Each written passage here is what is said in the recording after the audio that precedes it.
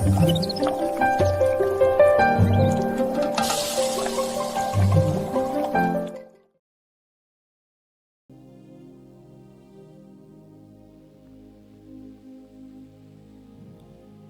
కలిగినటువంటి దేవుని పరిశుద్ధమైన నామములో దేవుని యొక్క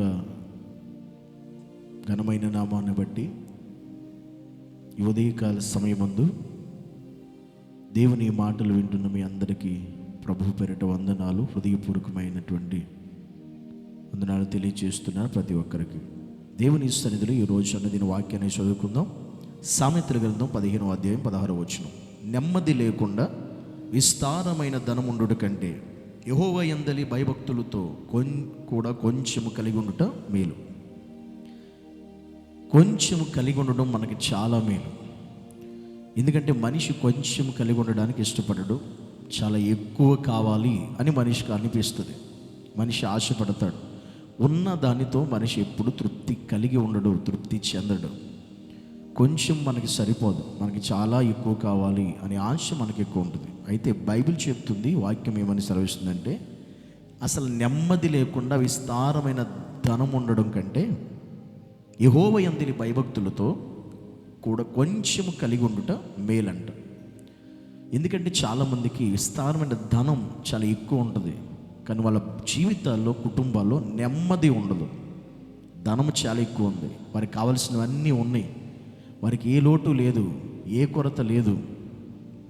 తిన్నది ఎంత తినాలి అంత తినవచ్చు. ఎన్ని సంవత్సరాలు తరతరాలు తిన్నా తరిగిపోని ఆస్తిపాస్తులు ఉండొచ్చు, కానీ వారి జీవితంలో అంత ఉండినా నెమ్మది లేకుండా అలా బ్రతకడం కంటే యెహోవా యందు భయభక్తులు కలిగి, అంటే దేవుని నమ్ముకుని ఆయన కలిగి ఉండి కొంచెం మనం కలిగి ఉన్నా చాలా, అది మన జీవితానికి చాలా మేలు, అది మనకు ఆశీర్వాదం, అది మనకి దీవెనంట.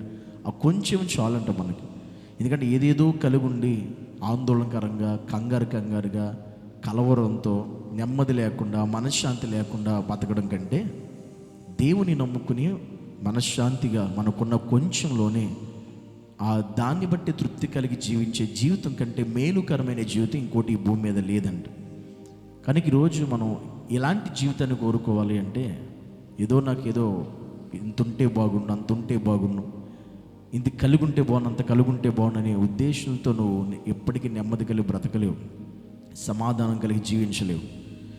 దేవుని నమ్ముకున్న మన జీవితాల్లో నువ్వు దేవుని నమ్ముకున్నావా, ఆయన మీద భయభక్తులు కలిగి ఉన్నావా, నీకున్న కొంచెము చాలు, నువ్వు సమాధానంతో ఉండొచ్చు, నెమ్మది కలిగి ఉండొచ్చు, ప్రశాంతంగా బ్రతకవచ్చు.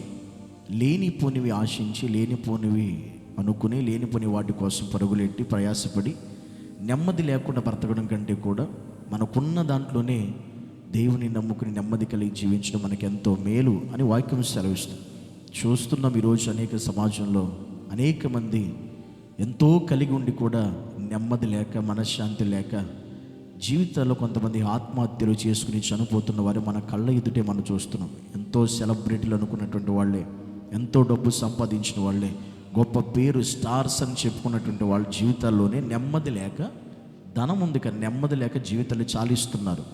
కానీ దేవుడు ఈరోజు ఆయన నమ్ముకున్న మన జీవితంలో వాళ్ళకున్నంత మనకు లేకపోవచ్చు, వాళ్ళకి కలిగినవన్నీ మనం కలిగి ఉండకపోవచ్చు, కానీ దేవుని నమ్మిన మన జీవితంలో ఉన్న దాంట్లోనే మనం తృప్తి కలిగి జీవించడం వల్ల ఈరోజు మనకి నెమ్మది ఉంది, సమాధానం ఉంది. కనుక ఎలాంటి జీవితం మనం ఎప్పుడు కోరుకోవాలి అనే దేవుడు ఈరోజు మనతో మాట్లాడుతున్నాడు. ఒకవేళ దేవుని నమ్మి కూడా నువ్వు ఇంకా ఎక్కువగా నువ్వు ఆశపడుతున్నావు, దానివల్ల నీకు నెమ్మది ఉండదు, అది గమనించు.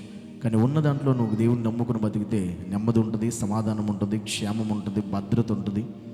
నీ జీవితంలో మేలుకరంగా దేవుని నడిపిస్తాడు. కనుక ఎంతో ఉండి నెమ్మది లేకుండా కంటే కొంచెం కలిగి ఉండి దేవునిలో జీవించడం బహు మేలుకరమైన ఆత్మీయ జీవితం దేవుడు మనకు అనుగ్రహించాడు. దాన్ని బట్టి మనం సంతోషించాలి, ఆనందించాలి. ఇట్టి జీవితం ఇచ్చిన దేవునికే మహిమ, ఘనత, ప్రభావాలు కలుగునుగాక. ఆమేన్. పరిశుద్ధుడైన యేసయ్య, నీ కొందనాలు, స్తోత్రాలు నాయన. నీ వాక్యం సెలవిచ్చిన రీతిగా నిజమే ఈ లోకంలో అనేక మంది విస్తారమైన ధనం పెట్టుకుని నెమ్మది లేకుండా బతికి వాళ్ళు చాలామంది ఉన్నారు. కానీ ఈరోజు మాకు అలాంటి పరిస్థితి కాకుండా మాకున్న దాంట్లోని తృప్తి కలిగి జీవించే జీవితాన్ని నీ యందు భయభక్తుల నుండి కృపను మాకు ఇచ్చినందుకే స్తోత్రాలు చెల్లిస్తూ యేసు నామములో ప్రార్థిస్తున్నాము తండ్రి. ఆమేన్.